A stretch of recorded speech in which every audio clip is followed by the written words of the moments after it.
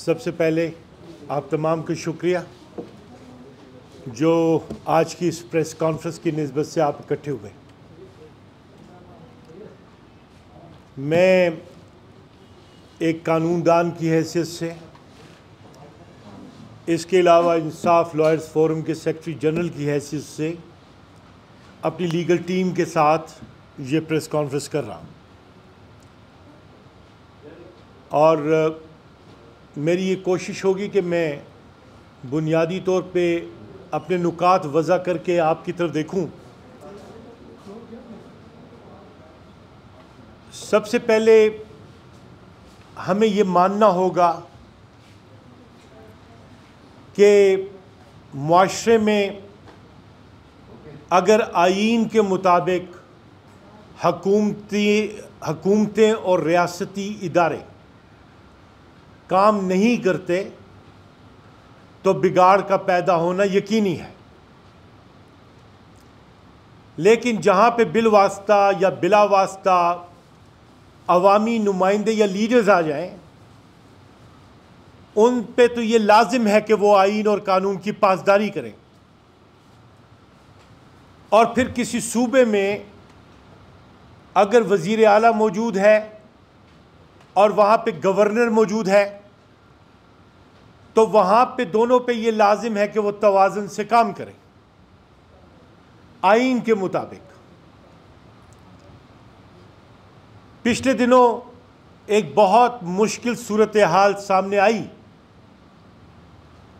जिसमें apex committee का एक फैसला कोट किया गया और गवर्नर ने ये स्टेटमेंट दी कि उस फैसले पे ऑपरेशन के लिए वज़ीर आला के दस्तखत मौजूद हैं। वज़ीर आला का कहना यह था कि यह बिल्कुल गलत बात की गई है। अब यहां पे हुआ क्या कि गवर्नर की बात की, गवर्नर अगर नफी करेगा वज़ीर आला की बात की तो अवाम को मैसेज किया जाएगा। अवाम को वही मैसेज गया जो कि कन्फ्यूजन का होता है, जिसकी वजह से आपने बन्नू में जो वाक़यात हुए और बदअमनी हुई वो आपको देखने को मिल गई कि वहाँ पे बाकायदा टकराव की सूरत हाल पैदा हो गई, बहुत फसाद बर्पा हो गया सिर्फ और सिर्फ गवर्नर के बयान की वजह से। वो गवर्नर जो एपेक्स कमेटी का मेंबर नहीं है, वो गवर्नर जो एपेक्स कमेटी की प्रोसीडिंग्स में नहीं है, वो गवर्नर जो कि एपेक्स कमेटी के किसी मिनट्स का अमल का हिस्सेदार नहीं है, वो गवर्नर जिसे एपेक्स कमेटी ने अपना स्पोक्स पर्सन नहीं बनाया हुआ, उसने आखिर ये बयान दिया क्यों? उसे ये बयान देने की इजाज़त आईन नहीं देता।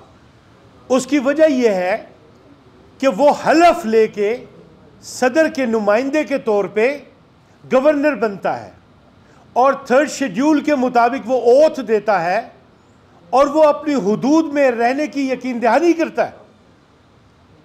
लेकिन अपनी हुदूद से बढ़कर वज़ीर आला के काम में मुदाखलत करना पूरे सूबे को बदअमनी में मुब्तला करने की वजह बनता है। दूसरी बात, वज़ीर आला और गवर्नर में फ़र्क यह होता है कि वज़ीर आला पब्लिक रिप्रेजेंटेटिव होता है, वो इलेक्टेड आदमी होता है और फिर मेजॉरिटी का लीडर होता है, यानी उसे मेजॉरिटी का इत्मीनान हासिल होता है। वो अगर कोई बात करे और गवर्नर उसकी तकरार में अलहदा बात करे तो ये बात इंतशार बनाती है और ये इंतशार किसी सूबे के लिए अच्छा नहीं होता। ये आईन के खिलाफ अमल है। इसीलिए गुज़श्ता दिनों बाकायदा एक लेटर के ज़रिए कॉल की गई, नोटिस के ज़रिए, कि आप कॉन्स्टिट्यूशन पे अमल दरामद करें, अपनी हुदूद में रहें, जो भी आप जिम्मेदारी आप पे है आप उसे अदा करें कानून के मुताबिक, रूल्स ऑफ बिजनेस के मुताबिक। अब गवर्नर के साथ ये शोभा नहीं देता कि वो बावजूद इसके कि उन्हें हम दरवाज़ा खटखटा के कहें कि आप अपनी आईनी हुदूद के माबैन रहें, उसके बावजूद कल उनका नरेटिव आ गया इस सूबे में लॉ एंड ऑर्डर की सिचुएशन के हवाले से। एक तरफ तो वो इस सूबे की आवाम को गुमराह कर रहे हैं, अगर वो दानिस्ता नहीं भी कर रहे तो उनके इस अमल की वजह से ये गुमराही पैदा हो रही है, लेकिन दूसरी तरफ वो अपने सदर के लिए भी मुश्किलात पैदा कर रहे हैं, इसलिए कि वो इंतशार की तरफ जब चीज़ों को लेके जाएं तो आपने देखा कि सदर का इलेक्शन भी मुतनाज़ बन सकता है। आपने देखा कि जब सदर का इंतखाब हुआ तो ऐवान मुकम्मल ही नहीं था, मखसूस नशिस्तें जो हैं वो PTI को दी नहीं गई थी, सुप्रीम कोर्ट का फैसला आ चुका हुआ है। तो अगर उन्होंने ये रविश इख्तियार की तो पॉलिटिकल स्टेबिलिटी कहाँ से आएगी? वो तो अपने सदर के लिए भी मुश्किलात पैदा करेंगे और अपने चेयरमैन सेनेट के लिए भी, जिनके एक ही वक्त में अपने घर से गिलानी साहब के 5 बच्चे उनके जो हैं, एक कौमी असम्बली में और 4 सूबाई असम्बली में, एक ही घर के नेपोटिज्म के दायरे कार में रहते हुए हुकूमत में बैठे हुए हैं। तो आप गवर्नर साहब पॉलिटिकल रैंगलिंग की बजाय आइन की हुदूद में रह के सूबे के इंतजामात को आइन के मुताबिक निपटाएं। आप अपने इलाके की सियासत को लेके आवानों में आ गए हैं, और जब आप गवर्नर बन गए हैं तो आपकी ज़ात ख़त्म हो गई, आपको गवर्नर ही करनी चाहिए। और अगर आप नहीं कर पा रहे तो इसका मतलब यह है कि you are not fit as the governor, then you should resign, और इट मे बी कंसिडर्ड कि उनकी गवर्नरशिप विड्रॉ की जाए, या फिर उन्हें बताया जाए कि आपकी जो आईनी हुदूद है रहें उसमें। This was the point number 1। इसलिए कि नोटिस देने के बाद भी उनका कल जब नरेटिव आ गया तो फिर ज़रूरत पेश हुई कि आपके सामने आके इस चीज़ को फॉर्मली जो है वो रेज किया जाए। ये एक बात हो गई। दूसरी बात यह है कि मैंने प्रेस कॉन्फ्रेंस में कहा था कि ये जो गुज़श्ता दौरानिए में जिस पार्टी के साथ PTI ने जो है किया था, इत्तेहाद किया था, उनके फॉर्म्स भरे थे, मेरा ये कहना था कि केस की फॉर्मेशन जो है वो ख़वातीन की नशिस्तों की ठीक नहीं हुई। आपने देखा कि वो मेरी बात बिल्कुल 100% ठीक निकली, इसलिए कि सुन्नी इत्तेहाद काउंसिल की पिटिशन सुप्रीम कोर्ट में भी जो है वो टर्न डाउन हो गई। मैंने कंवर शोजफ से कहा था कि चूंकि आप एक ग्रीफ्ड पार्टी हैं, इसलिए आपको चाहिए कि पिटिशन लेकर आए, और फिर वहां से आखिरकार हमने प्रिवेल किया और वो पिटिशन सुप्रीम कोर्ट में लेकर आ गई। और आपने देखा कि उनकी पिटिशन के नतीजे में सुप्रीम कोर्ट बोलती रही एग्रीव्ड पार्टी कहां थी हाई कोर्ट के सामने। और फिर जब कंवर शोजफ की पिटिशन आई तो वो सुकम जो है वो ख़त्म हो गया, और वो रिलीफ मिला PTI को कि जो मिलना चाहिए था, वो रिलीफ हाई कोर्ट में भी वैसा ही मिलता अगर उस पिटिशन में उन्होंने हमारी ख़वातीन को जो मखसूस नशिस्तों पे हमारी उम्मीदवार थी उन्हें फरीक बनाया होता। So that was a flaw. अब दूसरी सिचुएशन मैं ख़ास तौर पे यहाँ पे रेस करना चाहता हूँ, मुझे इस चीज़ का अंदेशा है, इसलिए कि PTI की सतह पे 3 अफराद जो हैं उनके ज़िम्मे ये ज़िम्मेदारी थी कि ख़वातीन की मखसूस नशिस्तों का मैटर उन्होंने टेकअप करना है।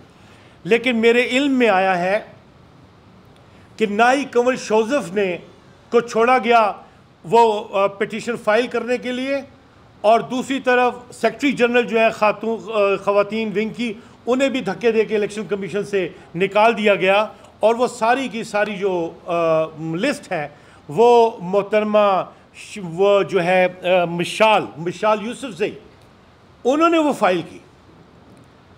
अब ये चीज़ अगर इसका फौरी तदारक नहीं किया जाता तो फिर अभी रिव्यू में हमें बहुत से चैलेंजेस का सामना करना पड़ता है। इसीलिए हमने उस नुक्ते को भी जो है वो बर वक्त अपनी पार्टी को आगाह किया, और यहाँ पे भी ख़ास तौर पे मैं ये कहना चाहता हूँ कि अगर मिशाल यूसुफजई अपने दिए गए मैंडेट में रहें और वो काम जो उन्हें पार्टी देती है इख्तियार के तहत वो करें तो फिर तो ठीक है। कंवल शोजफ से रात को मेरी बात हुई तो कंवल शोजफ कह रही है कि टेक्स्ट मैसेजेस देख लो, मुझे तो ये गालियां दे रही है, मुझसे तो लिस्ट ले गए छीन के, मुझे तो फाइल भी नहीं करनी दी, मेरी सेक्रेटरी जनरल को भी धक्के देके निकाल दिया।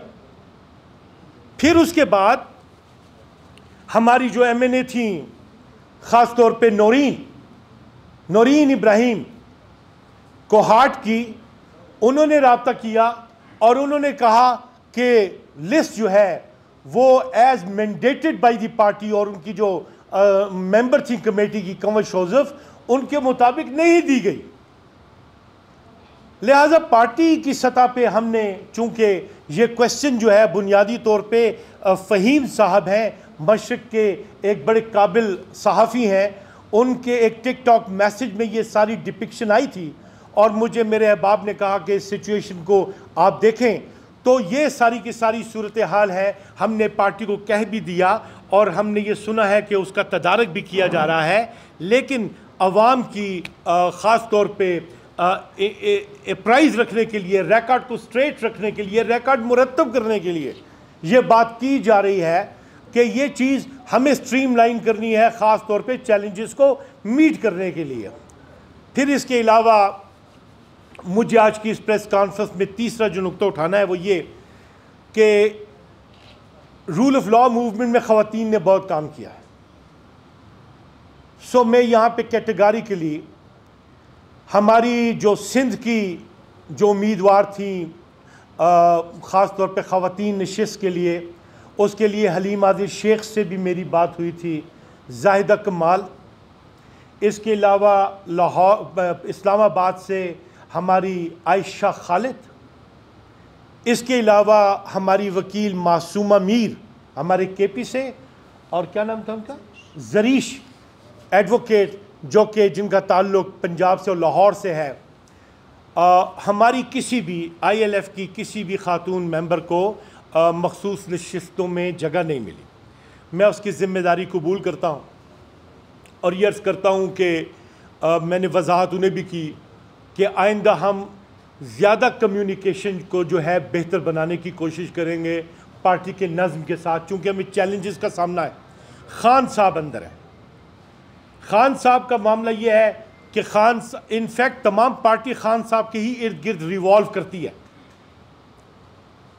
और उन्हीं को देखती है। इसलिए जो भी जाता है और बाहर आके अगर ये कहता है कि जी खान साहब ने ये कहा है, तो वहाँ पे हाथ पांव सबके ठंडे हो जाते हैं, इसलिए कि खान साहब का जो भी हुक्म है वो मानना पड़ता है।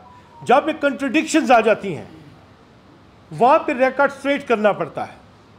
इसलिए हर वो बात आपके सामने मैं ये अर्ज़ करता हूँ हमारी पार्टी की निस्बत से कि जो मजाज अथॉरिटी की तरफ से आए, इसलिए कि वो फॉर्मल है, सेक्रेटरी जनरल है हमारे उमर अयूब साहब, उनकी निस्बत से अगर खान साहब का कोई नरेटिव आएगा तो ठीक है। यहाँ पे हमारे लिए ये मामलात बड़े पैदा हो जाते हैं और हमारी मिसाल यूसुफजई को तो ये शौक़ है कि वो आके ये इंदिया देती है कि खान साहब भी सियासत मेरे ही कहने पे करते हैं, मैं जो कहता हूँ खान साहब वो करते हैं।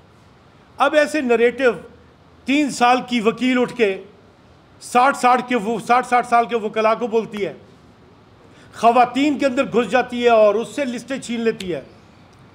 अब ये जो चीज़ें हैं ना, ये चीज़ें चलने वाली नहीं हैं।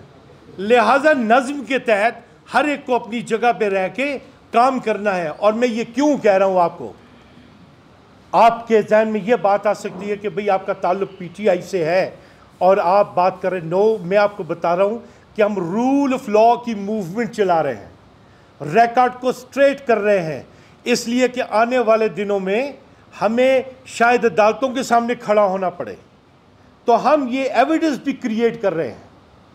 वो लिस्ट जो कंवल शोजफ ने दी, वो पिटिशनर थी, वो ठीक है, हम अगर ज़रूरत पड़ेगी तो वही स्टांस हमारा होगा। और अगर किसी गैर मजाज अथॉरिटी ने दी है तो हम ये बता सकेंगे कि हमने ये बात रिकॉर्ड पे पार्टी के अंदर भी और पार्टी के बाहर भी ये बात स्ट्रेट की है। इसलिए कि जो इन्फोर्समेंट गैप्स हैं वो पूरे करने हैं। इसे आप ये समझिए कि हर चीज़ को ज़ाब्ता कार में लाना हमारा मकसद है, ताकि कल अगर ये कोई क्वेश्चन उठता है तो हम सामने उन चीज़ों का जवाब दे सकें।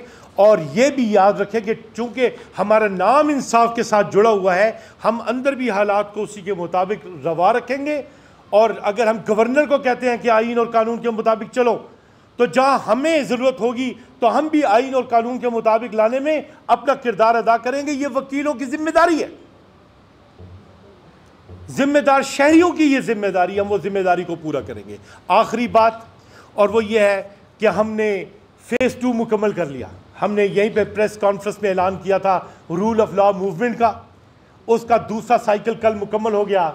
सरहद से खैबर पख्तूनख्वा, बलूचिस्तान, सिंध और पंजाब में हमने कन्वेंशंस करके पूरी की पूरी एंडोर्समेंट्स पूरे पाकिस्तान की लॉयर्स कम्युनिटी से ले ली हुई है। ये दूसरा फेज था। अब कल से हम तीसरा फेज शुरू कर रहे हैं और उसका स्लोगन है loyalty with state and obedience to the constitution. Loyalty to the state and obedience to the constitution strife. ये मूवमेंट का, हमारा रूल ऑफ लॉ मूवमेंट का तीसरा फेज है, जो हमने आज से बाज़ाब्ता आपके सामने ऐलान किया और हम उसे लेके चल रहे हैं। और इंशाअल्लाह अज़ीज़ हमें एक चीज़ पे बड़ा खुशी की बात है, और वो आखिरी बात करके मैं आपकी तरफ देखूंगा, और वो ये कि सुप्रीम कोर्ट ने हमारे कायद को कहा था कि मसाइल के हल के लिए आपको आगे बढ़ के अपना रोल अदा करना पड़ेगा। लोग, अवाम आप ही को देख रही है। उन्होंने, अदालत ने इंदिया दिया था कि हल तलाश करें। सुप्रीम कोर्ट की उस बात को जिम्मेदारी के साथ लिया गया है, और आपने ये देखा कि डायरेक्टली खान साहब की तरफ से बात आ गई है, और वो यही है कि हम जो है वो बात करने के लिए तैयार है। आपने देखा सिपा सलार को कितना बेहतरीन और यादगार मैसेज मिला, और ये कहा कि हमने जो बोला वो हमारा, आप हम पे इल्ज़ामात ना धरें, वो हमारे मुतालबे हैं, वो हमारे नुकात हैं, वो हमारी वो हमारे वो हुकूक हैं जिनके मुतालिक हम आवाज़ रेज कर रहे हैं। इसका हम पाक फौज जो है वो हमारा इदारा है और हमें अपने इदारे पे फ़ख्र है। वो जो गुफ्तगू का जो लोग कह रहे थे दरमियान में पार्टियां लड़ाने की कोशिश करते थे, उस चीज़ को भी उन्होंने वाजे कर दिया और कह दिया कि I am open to talk, बात करें मुझसे। With this I conclude. अगर आपकी तरफ से कोई क्वेश्चन हो।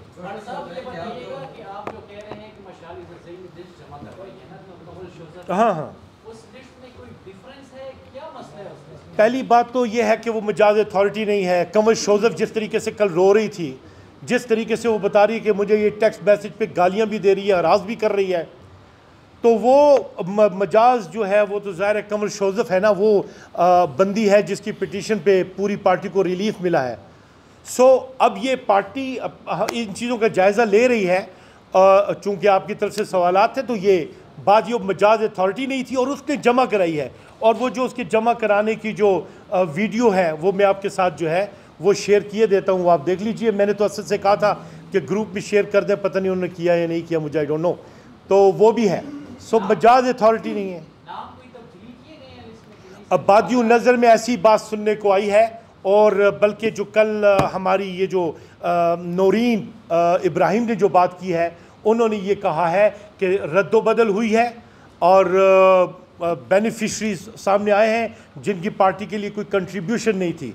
ये नरेटिव है ख़ास तौर पे नौरीन इब्राहिम का, जिनके टेक्स्ट मैसेजेस और पूरी रिपोर्ट मेरे पास मौजूद है, मैं आपके साथ शेयर भी कर लूँगा। जी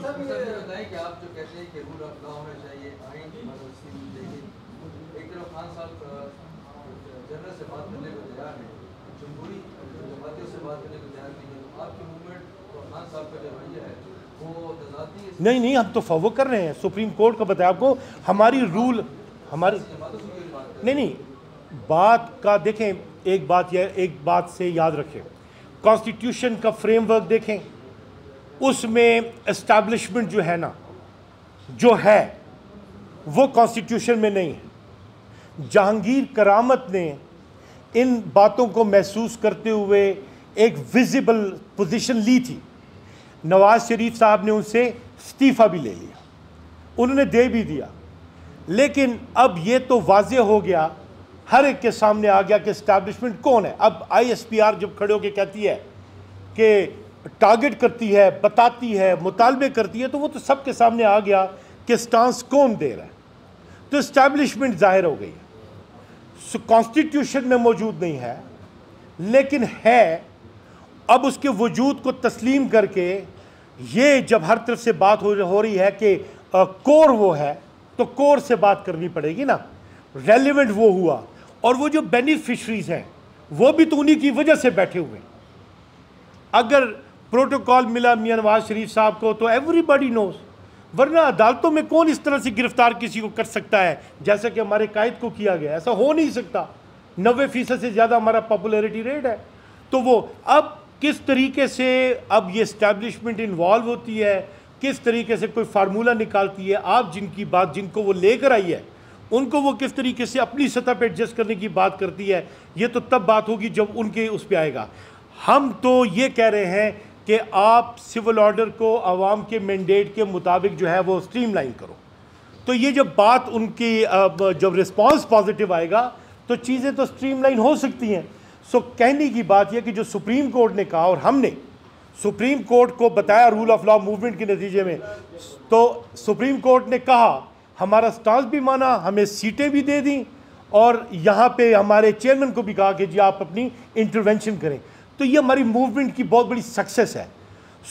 ऐसा नहीं है कि इस्टेब्लिशमेंट अगर ये इन्वॉल्व हो जाएं और बात सिपा सलार करें और फिर एक रास्ता निकले तो वो चीज़ जो है अब आवाम के सामने आएगी। और ये बात चूँकि ISPR उनकी वजह से बादियों नज़र में उनका आ गया सामने और वो स्टेक होल्डर बन गए, तो स्टेक होल्डर से तो बात का एक ओपन हुआ है रास्ता।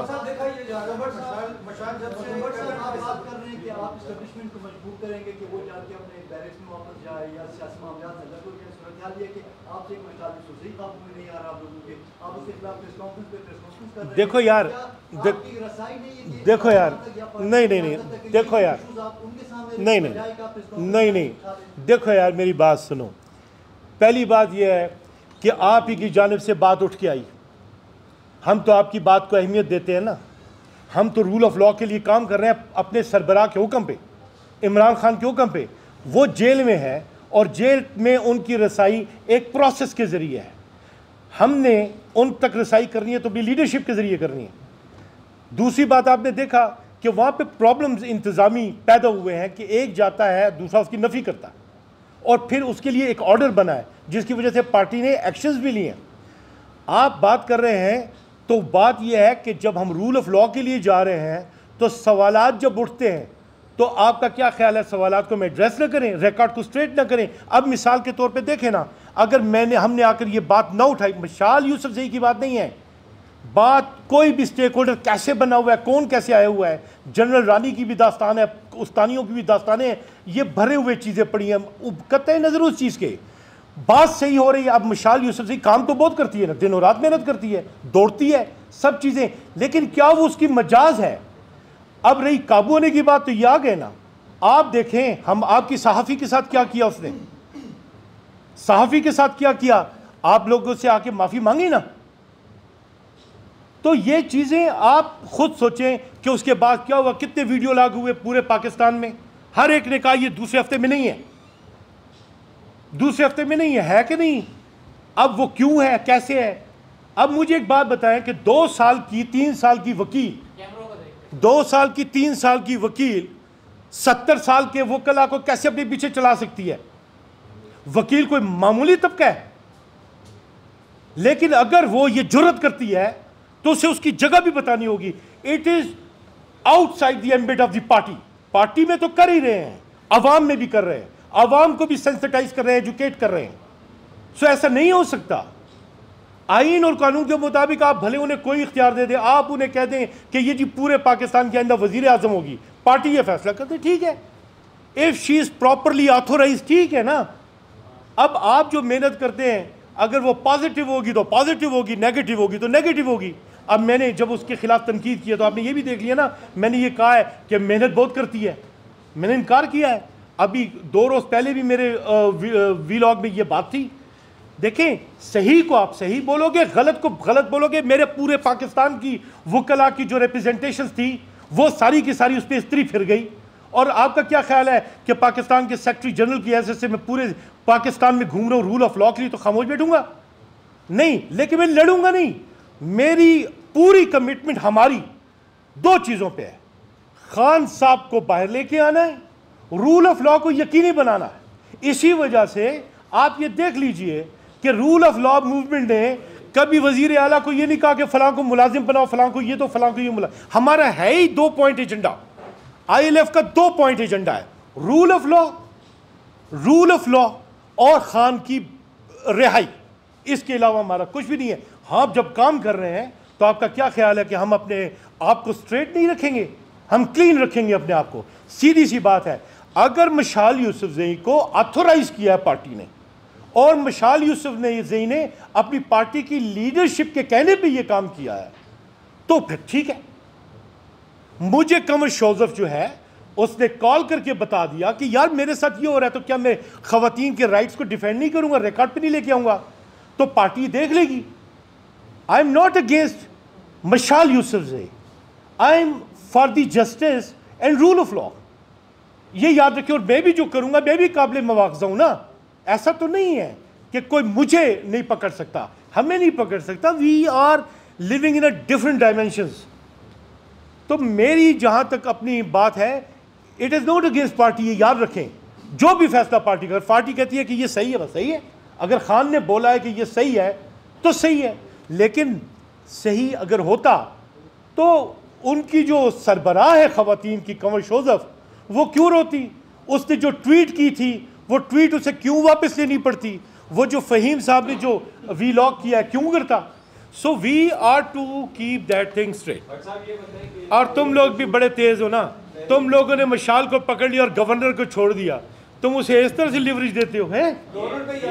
आज है सर दोनों सरबराह ने, गवर्नर साहब जी, और वज़ीर आला साहब, दोनों के दरमियान पहले लफ्ज़ी जंग जारी थी। अब वो नजर आ रहा है कि अदालती जंग शुरू करेगी, क्योंकि वज़ीर आला साहब ने उनको नोटिस दिया हुआ है। वो जवाब नहीं दे रहे हैं तो लाजिम बात है फिर कोर्ट में बात आएगी। नुकसान तो आवाम का हो रहा है, दोनों आपस में लड़ रहे हैं। यही हल क्या है? हल ये है कि आईनी हुदूद में रहो ना। आप भाई एक कमेटी के, अभी मैं मशाल के लिए कह रहा था, ओ भाई गवर्नर साहब, आप मीटिंग में, आप एपेक्स कमेटी के मेंबर नहीं हो, तर्जुमान नहीं हो, एंटाइटलमेंट नहीं है, क्यों गलत स्टेटमेंट दे रहे हो जिससे फसाद बर्पा हो गया है? वाई? अब वो कह सकते हैं मैंने नेक नियति में दी है, हम उसे डिस्प्यूट नहीं कर रहे, लेकिन वो अपने ओथ को पढ़ें। उनको इस बात के करने की इजाज़त नहीं है। पॉलिसी स्टेटमेंट हवाले से जो देगी गवर्नमेंट के हवाले से, वो चीफ मिनिस्टर ने देनी है, गवर्नमेंट ने देनी है। आप क्यों ऐसा कर रहे हैं? आप समझ रहे हैं वो आपके इलाके में आपका कोई लोकल इलेक्शन है, इलेक्शन अगर आप उस हवाले से बात करेंगे, अब तो वो काबिल एहतराम है, गवर्नर है, लेकिन इलेक्शन में तो वो अली अमीन गंडापुर से हार गए ना। वो इलाके की सियासत चलती रहेगी, वो एक अलहदा मामला है।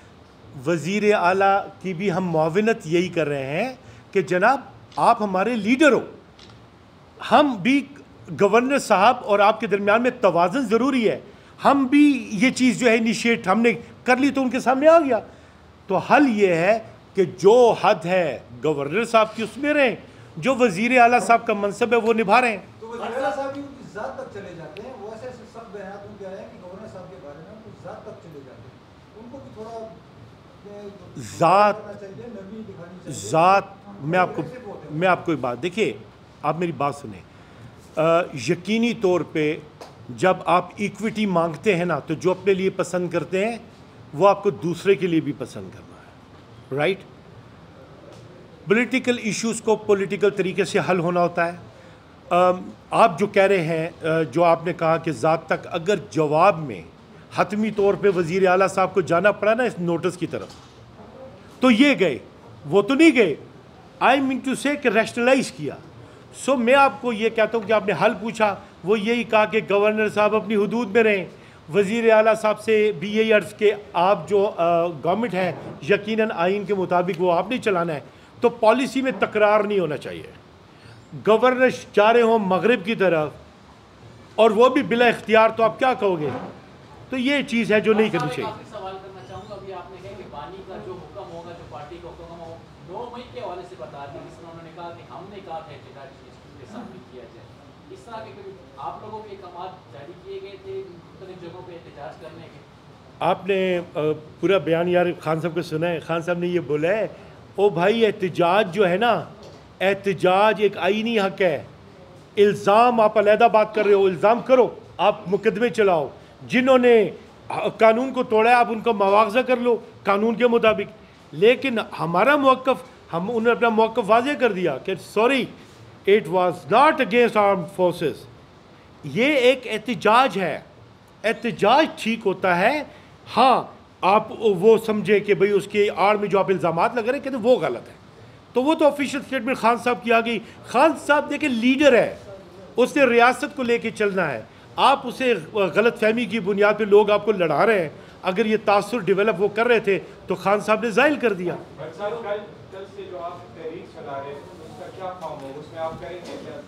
जी जी जी जी जी मैं बताता हूँ। हम इस तहरीक को इंटरनेशनली कनेक्ट कर रहे हैं।